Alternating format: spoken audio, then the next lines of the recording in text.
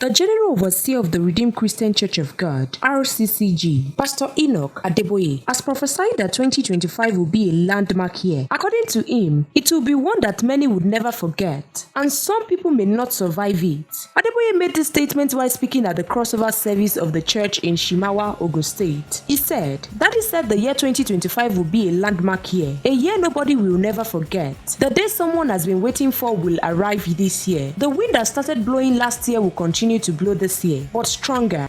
Daddy says the year 2025 will be a landmark year. It will be a year nobody will ever forget. Daddy says the day someone has been waiting for will arrive this year. He says the wind that started blowing last year will continue to blow this year, but stronger.